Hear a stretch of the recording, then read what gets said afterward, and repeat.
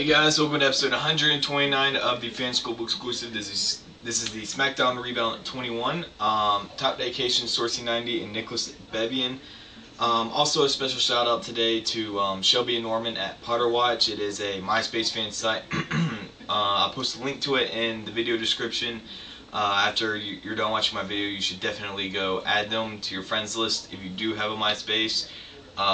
They know how to run a good fan site, and they are planning on opening up soon, so I would definitely go check them out. Alright, so this week's edition of SmackDown started out with Batista versus Finlay. Finlay won due to a disqualification. Batista just went completely nuts on Finlay.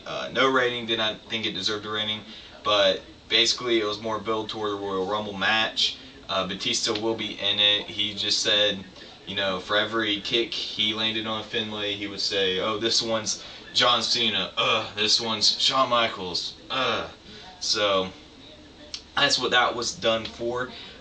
Next up was Drew McIntyre and Chris Jericho versus what was supposed to be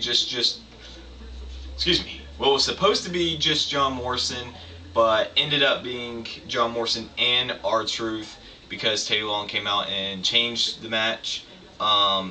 Morrison and Truth won 3-star match. Match of the night by far. This episode was pretty much just like Raw, but I'll get to that in a minute. The match itself was really good, except it could have been better, I thought. You know, R-Truth, John Morrison, Chris Jericho, Drew McIntyre are all people that can, who entertain me personally when they're wrestling. And I don't know, it could have been better. It just seemed like John Morrison was just, it just wasn't regular John Morrison this match. I mean, don't get me wrong, the match was still really good, 3 stars. John Morrison though, it just didn't seem right. Like something just wasn't there. You know, I guess because John Morrison wasn't doing his regular moves, you know, off the top rope shenanigans and everything. But I don't know, it could have been better. I will say that, it could have been better. Charlie Haas and Mike Knox versus Crime Time ended in a no contest. I already got one unrated match of the night, so this one earns a 0 out of 5. Really nothing to it. There wasn't anything to it other than Kane coming out and again building towards the Royal Rumble match. Kane took out Mike Knox and Shad with what? What did he do? He grabbed them both as like he was going to do a double choke slam, except he just shoved them out of the ring. You know, more build to a Rumble, and that's all that was.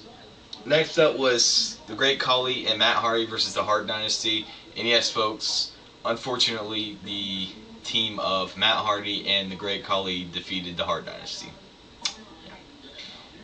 Star and a half, wasn't a real good match. And I still question why the Great Khali and Matt Hardy are a team. I feel so bad for Matt Hardy. He really shouldn't be in a team with the Great Khali. But it's just how it goes. You know, I obviously can't do nothing about it. If I could do something about it, I would. But, you know, I say this every episode, I can't do nothing about it. So, you know, and another thing, I'm real upset to see the horrible duo of the Great Khali and Matt Hardy defeat the Hart Dynasty. WTF, man. What is this, man? Overall, I'll get to overall rating in a minute. 3 great promos to talk about tonight. There was way more talking than wrestling, which I'm not a fan of. If you remember, that was one of the big reasons why I quit watching TNA. It's because it seemed like every week they're just doing more talking and more and less wrestling. And you know, of course, everybody I would talk to about it said, "Oh, well, they're just doing that so the pay-per-views are really good." You know, which is completely crap. I mean, anybody remember Victory Road 2009? Yeah. But anyway, I'll stop talking about TNA because it's not a TNA video. I was actually really, you know, wrestling-wise, it really brought me down. Because SmackDown, I'm used to a lot of wrestling, you know, some talking, but a lot of wrestling. At the end of the episode, I was feeling down. because it just wasn't a typical episode of Smackdown. It was way too much talking. But now that I think about it, look at everything that happened again, I can see, I'm somewhat happy with the show.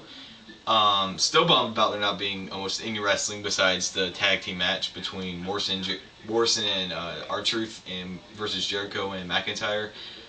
But if you look at the first promo I'm going to get to, CM Punk and Luke Gallows, I mean, that was good. That was a very good promo. CM Punk is, honestly, I believe, in my opinion, the top heel in the WWE. He plays this role really good about him being straight edge, wanting to turn the WWE Universe straight edge. He got the chick came up and shaved her head, and from what I'm hearing, she could be appearing in more episodes of SmackDown with CM Punk. So wait and see what happens there. But that promo was excellent. Now, one promo that or segment, whatever you want to call it, that was kind of weird watching was definitely the Mickie James and Maria and Layla and Michelle McCool segment. Basically, there was a bunch of food on the table. They were doing a go-away party for Mickie James, and they finally attacked her down, and Beth Phoenix came out and helped. Attacked Mickie James down, shoved all the food in her face, poured, this punch on her. Kind of weird. Felt like I was watching Jerry Springer at some parts, with all the food and everything. But it just made me want to see the match at the Royal Rumble even more. I'm hoping Mickie James delivers a true beatdown on Michelle McCool. Now, I don't know if Mickie James will win. Yeah, I'll talk more about that in my Royal Rumble predictions video, but I'm definitely looking forward to that match now. Definitely. And the last one I'm going to talk about is Rey Mysterio and The Undertaker. Basically, I just thought it was a good way to end the show. Batista did come out and attack Rey Mysterio. Undertaker just watched, what am I going to do?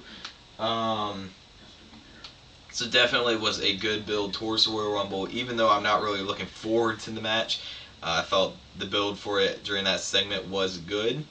And because of those three, good segments, promos, what have you, it in a way makes up for the terrible wrestling besides one match on the show, and gives SmackDown an overall rating of 2.5 stars. So that was SmackDown. Please tell me your thoughts on the show. Don't forget to go add Potter Watch. The link to it is in my video description, and I'll see you guys later. See ya.